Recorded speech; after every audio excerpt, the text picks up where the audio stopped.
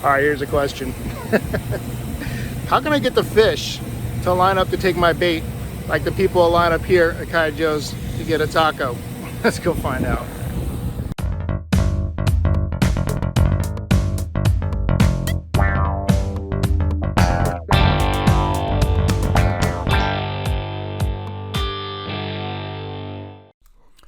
All right, my surf fishing friends, our story is going to begin at Dutchmans Creek Bait and Tackle. If you've never been there, it's right next to the airport, and they have everything in there you could need. So if you don't want to do any of the stuff I do in this video of catching the bait, you can actually go there, and they have live fiddler crabs, they have live mud minnows. You can just purchase them. It'll make your life so much easier. But if you do want to get involved in the catching of live bait, they have plenty of stuff there to help you out. They have minnow traps. As you can see, they've got buckets to keep your minnows in right up here.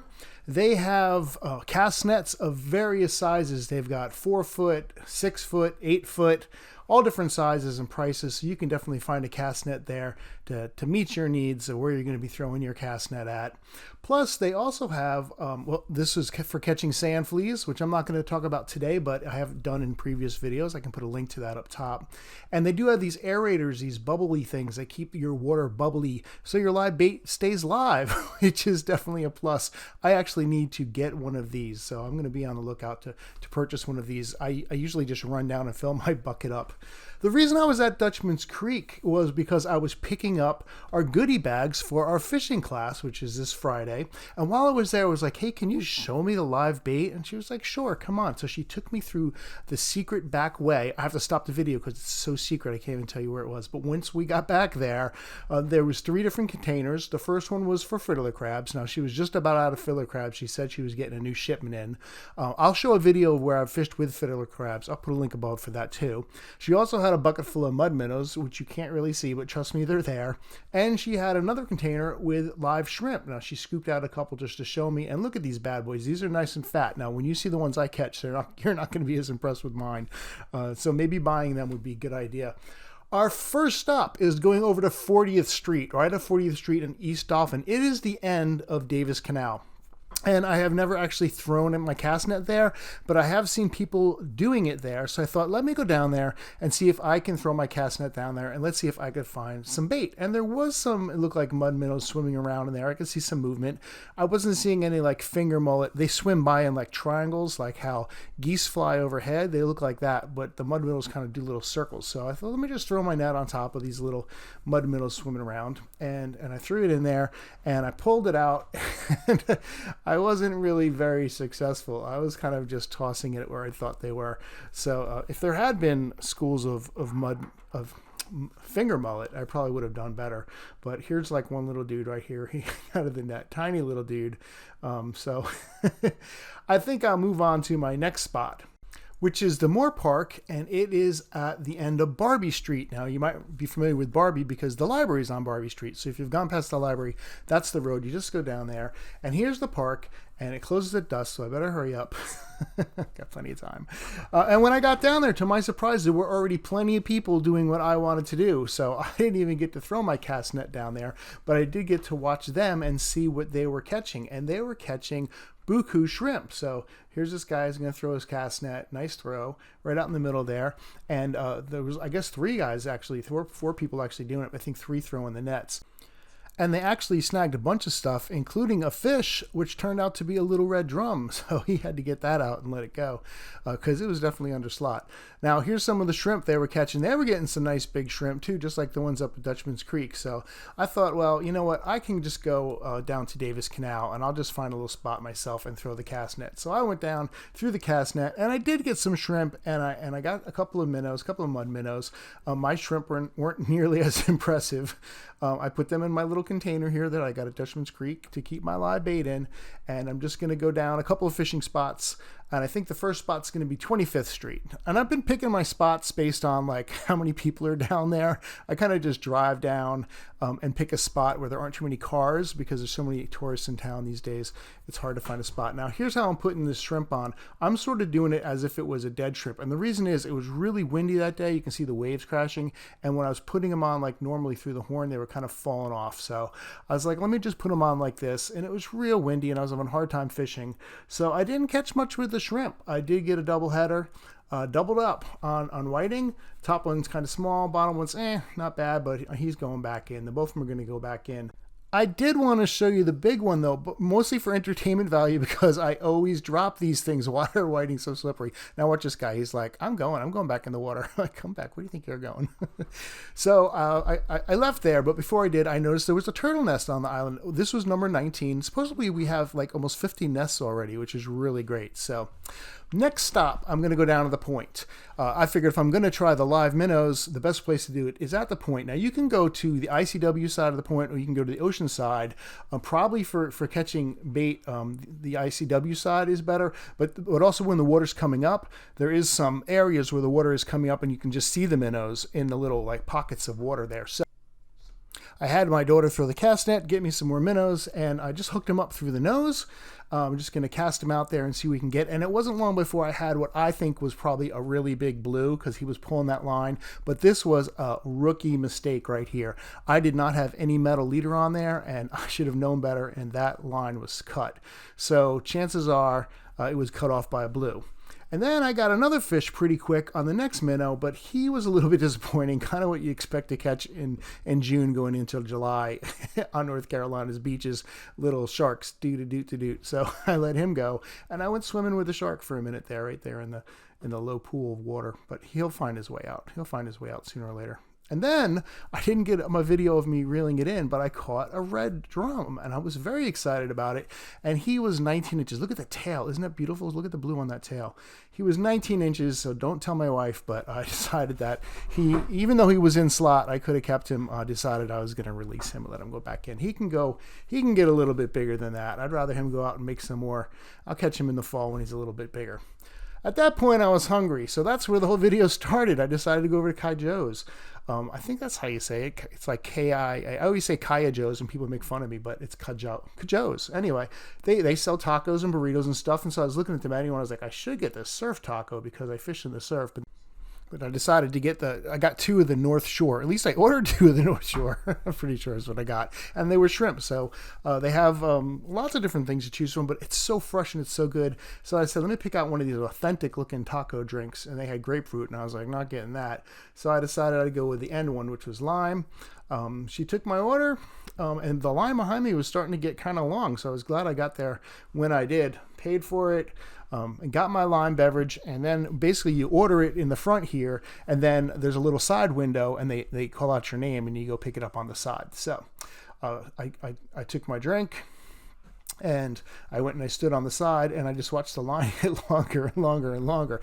I did notice a couple of people had called in orders, and they just walked up, got their order, and went away. They were the smart ones. Look, all these cars are filled with people waiting for either online or waiting for the order to come, and the line got even longer than that, and that was pretty long at that point right there. But finally my order came, and I took it, and I was all very happy about it, so I decided I would go home and eat it. And I left the camera on, so I drove home with the camera on. So here's what it looks like when I'm driving home with my soda in the passenger seat there. Anyway, when I got home, I'm telling you, these things are so good. Like, the cabbage was super fresh and crunchy, and the sauce was absolutely fantastic. So I highly recommend you go there.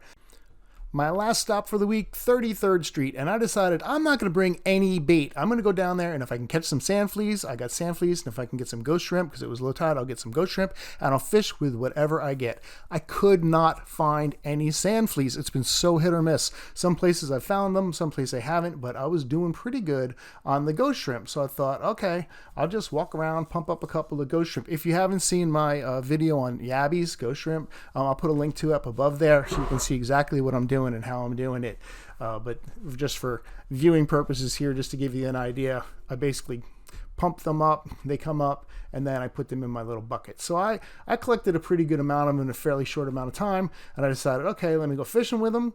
I had a triple drop rig, actually, store-bought tourist rig. I know, I'm lame. And I decided I would just cut them in half and use a piece on the top and a piece on the bottom and leave one of the hooks free, because I was like, I'll get more use out of them as opposed to if I just use one whole one. And my plan to use only found bait worked out really well because I caught, drumroll please, my first pompano of the season, and not a bad looking pompano either. Fairly happy with that. One of my wife's favorite fish, and I'm going to take him home. He's coming home with me for dinner, and we're going to cook him up. I measured him, and I think he was about a foot, to the fork length there. Maybe less, a little less than that, but nice size pompano anyway. I cast out again with my yabbies, and I got another bite right away. And again, feeling pretty good about it because he was giving me a good tug. And then I thought, this fish feels weird. He feels like he's laying down. And I'm like, if he's laying down, it's got to be a ray. And then he would pick up and kind of wiggle around, and he kind of crossed over and went on my other side of my line, and I had to kind of like get on top of my line and step on it and kind of figure out how to get across the line so he wouldn't get tangled up. And then I finally started dragging him up. I'm like, I don't know, it's tugging, but he's like a ray, he's laying down. And then I figured out what the problem was. I was doubled up. I had a ray. Yes, I had a ray, and I also had a really nice size whiting on that. Look at this guy coming up here. So there's the ray and the whiting. That's why he was so weird. I couldn't figure out what I was dealing with here. The whiting was a good foot, a little bit more. And so I'm like, yeah, he'll come home with me, him and the pompano, make friends together in the bucket, and then I let the ray go. I know I keep promising I'm going to do a ray video, cooking ray video, but it's just not going to happen after I caught a pompano. And then I got one more hit. Super, super excited because this one felt stronger and bigger than the other, even when I had the two on. And I'm like, this is a nice fish. I hope it's not another ray. And I kept reeling him in, and he was giving me a good battle. And I finally dragged him up, and he was about a 16-inch whiting, a nice big fat, could have been citation whiting, this guy. So I was real happy with him. He's going in the bucket with the other whiting and the other pompano, and we're all going to go home and have a nice dinner together. Look at that nice 16-inch little whiting right there. It's probably my best whiting of the season for sure. So all those on the Ghost Shrimp. Does live bait work better? I think so. Okay, going to go home and chop it up. Here's what I'm going to make. Basically, I'm going to do a vegetable fried rice dish underneath and then the fish on top. So I've got some beans here, I've got some carrots, I got some peppers, I got some peanuts that I'm going to put on top later, kind of crush them up a little bit. I have some scallions, and I've got some ginger and a little bit of chopped garlic. So we're all ready to go. Here's what we're going to do. First, we're going to fillet the fish. My son got me an electric fillet knife for Father's Day, the electric fisherman. So I'm like, might be overkill for a pompano, but I'm going to give it a go. It's the first time using it. It's got a little locking mechanism on, which is kind of fun. And it worked really, really well, even a little too well. I kind of had to take my time and try to slow myself down just to make sure I was going to cut the fish down to the bone without going all the way. I felt like I could have just gone right through this. This worked really well, even with a small pompano, but imagine having a shark or a big red drum with those huge scales. This would come in really handy. So I'm really happy with it. The only thing I would say is that I probably need to get an extension cord. The cord was a little short. I was kind of stretching it there across the back, but I could easily resolve that issue just by adding an extension cord to it. So no problem there. I've got the fish cut up. I'm going to get rid of the bones here and then just going to put it on some aluminum foil with some olive oil, that chopped garlic, some salt and some pepper. And I'm just going to throw this in the air fryer really when I'm ready to go. I mean, I could throw it on the grill, but I'm just going to throw it in the air fryer. Meanwhile, I'm taking my beans, my peppers, throwing them in with some olive oil, getting them sauteed and browned, throwing in the carrots, throwing in the scallions, throwing in the ginger, everything else that was on that plate minus the peanuts. And I'm just going to let that all get good and browned and tender there. And now here's the secret ingredient coming right up. I'm going to take 2 eggs, nice brown eggs, and I kind of scramble them there in the bowl, and I'm just going to put them in there, and I'm going to fry that up, and that's where you get like the fried rice thing. So this is sort of like if you went to a Japanese or a Chinese restaurant, I guess, and you got some fried rice, they'd have the egg scrambled up into it like that. So with all this talk of rice, that is the one ingredient that is missing at this point. There it is all ready to go. I just need to add the rice to this. And after I add the rice to it, I'm going to start my fish here in the air fryer. And about 10 minutes later, that's going to be good to go. Get my rice in there, start plating it. See, you can see the rice is mixed in with it. Get that nice and good to go. 10 minutes later, the pompano's coming out. I'm putting it on the plate, and this was an excellent meal. The only thing I need to do is I'm going to add the peanuts to the top of it and a little bit of lime, and this is going to be delicious. So get out there, try some live bait, get yourself some live shrimp, get yourself some live minnows. The fish are biting. Let's get out there.